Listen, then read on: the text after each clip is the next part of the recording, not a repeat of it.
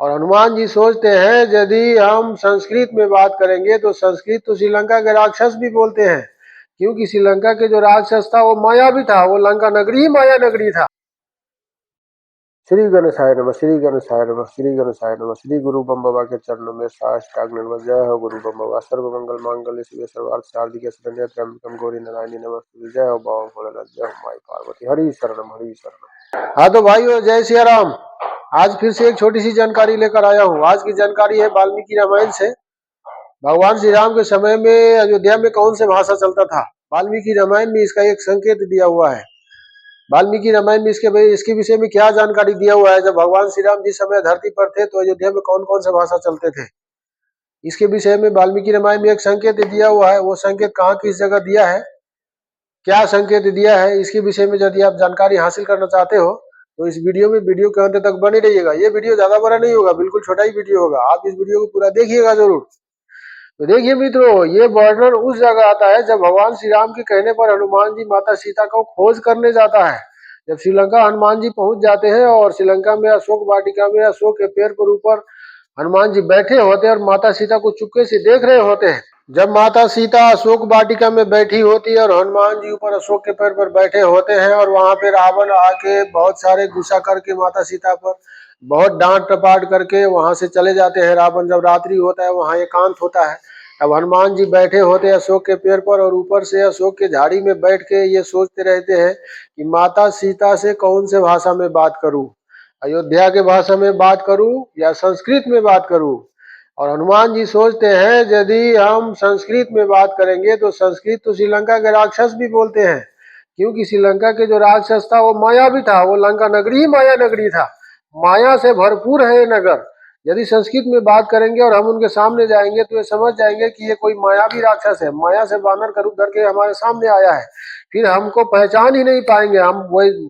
और हनुमान जी को तो माता सीता वैसे भी उससे पहले नहीं देखा था, जान पहचान था ही नहीं। तो हनुमान जी सोच लिए कि संस्कृत में यदि हम बात करेंगे तो ये समझ जाएंगे कि ये कोई मायावी राक्षस है, इसीलिए माता सीता से संस्कृत में बात करना उचित नहीं होगा, क्योंकि हमको अयोध्या के भाषा में ही बात करना चाहिए।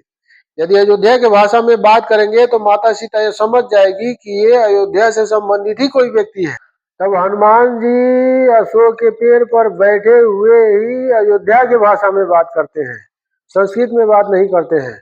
और बहुत वार्तालाप होने के बाद में जब माता सीता उनको नीचे बुलाती है, प्रकट होने को कहती है, तो हनुमान जी उनके सामने आते हैं और अयोध्या के भाषा में बात करती है।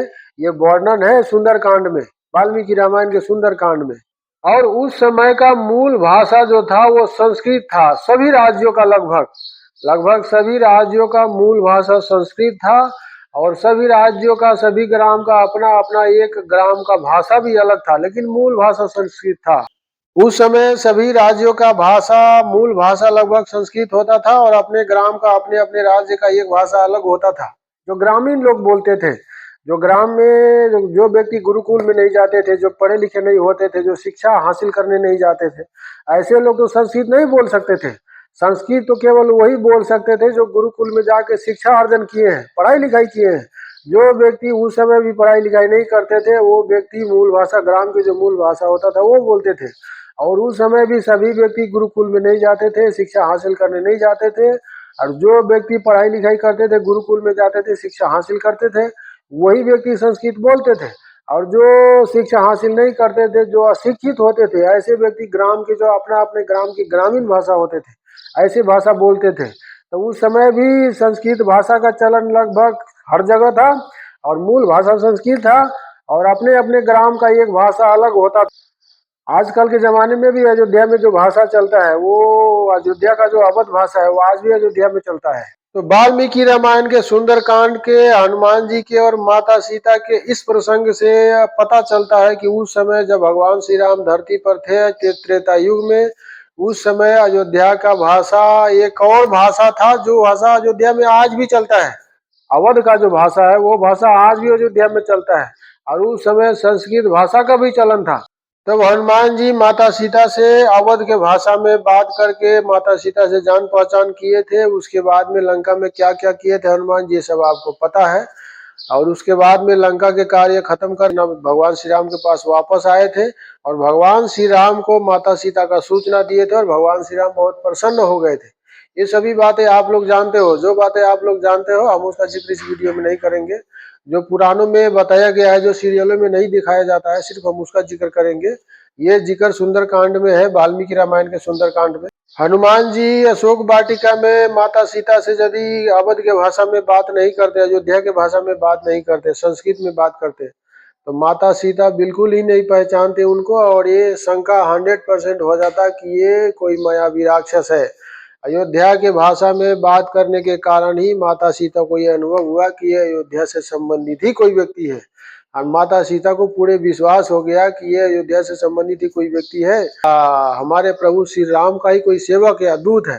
यदि वे संस्कृत भाषा में बात करते तो बिल्कुल ही माता सीता को विश्वास नहीं होता कि ये अयोध्या से संबंधित कोई व्यक्ति है, क्योंकि उस समय लंका के जो राक्षस थे वे सभी संस्कृत बोलते थे, वे सभी शिक्षा भी ग्रहण करते थे और वे सभी मायावी थे। वे लंका नगरी ही माया की नगरी थी, क्योंकि जो व्यक्ति मायावी होते हैं उनके लिए क्या संभव नहीं है। वो कोई भी भाषा बोल सकता है, वो कोई भी कार्य कर सकता है, कोई भी रूप धारण कर सकता है। ये सभी बातें आप लोग जानते हो।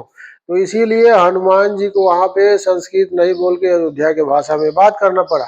वैसे हनुमान जी तो महाविद्वान थे, संस्कृत वो तो भगवान शिव शंकर के अवतार है, उनके लिए कोई भाषा बोलना असंभव नहीं है। कोई भी भाषा बोल सकते थे, संस्कृत भी बोल सकते थे, लेकिन संस्कृत में बात करते तो माता सीता को विश्वास नहीं होता कि ये अयोध्या से संबंधित ही कोई व्यक्ति है। अच्छा तो मित्रों, हमने बताया ना ये वीडियो बहुत ही छोटा होगा, ज्यादा बड़ा इस वीडियो को नहीं करेंगे। केवल एक विषय को लेकर हम इस वीडियो में आए थे। हमारी ये जानकारी आप लोगों को अच्छी लगी होगी तो हमारी ये वीडियो जहां से भी देख रहे हैं हमारी सभी प्रोफाइल को फॉलो कीजिएगा, लाइक कीजिएगा। और यदि हमारा ये वीडियो हमारे यूट्यूब चैनल में देख रहे हैं तो हमारे यूट्यूब चैनल को लाइक कीजिएगा, सब्सक्राइब कीजिएगा, बेल आइकॉन की घंटी को दबा लीजिएगा, ताकि जो भी वीडियो हम लेकर आऊँ सबसे पहले आपके पास पहुंचे। अच्छा मित्रों, जय सिया राम।